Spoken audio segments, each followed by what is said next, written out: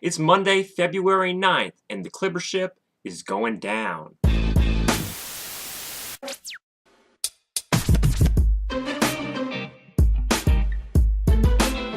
Get buckets. Hey guys, this is P-Dub, and you're watching BrotoNBA, where we scan the news and the top headlines of the NBA so you don't have to. The question is, what started this downward spiral for the Clippers? Was it the comments that Chris Paul made about Lauren Holtkamp? JJ Redick getting injured? Blake Griffin getting injured? Was it Doc Rivers getting Austin Rivers? Alright, we got probably 10 things. 1. Blake Griffin. 2. Blake Griffin. 3. Blake Griffin. I don't know what's going on with the Clippers, but I think we've got to say it started long before Chris Paul made his comments. The fact is, the Clippers have been on a downward spiral for some time. They don't have any defense. Now, if you look at Doc Rivers, all he ever says is, "Well, you just didn't defend well at all. I didn't think we defended the ball well, and we didn't defend the three-point line well." And you know what's true? Doc Rivers. They don't play defense. That's the reason they're out of control. It's not because of Blake Griffin, even though in reality, it is Blake Griffin's fault. But he's going to be on the show for an interview later, so I can't talk about him right now.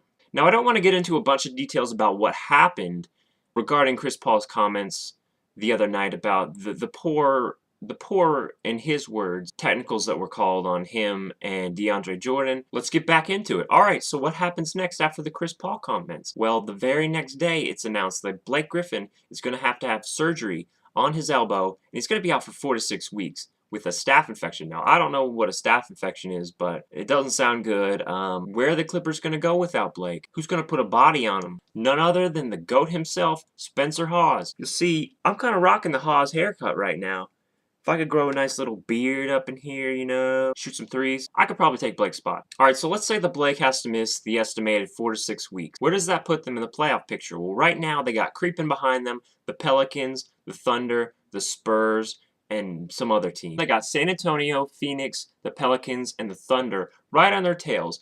And with the Thunder right on the Clippers' toes, you know that any game between the two teams is going to be heated. Okay, so apparently when the Thunder played the Clippers on Sunday, Chris Paul made a shot and then stared down the Thunder bench, in which Durant said back, "Hey, you're down by 20, bro."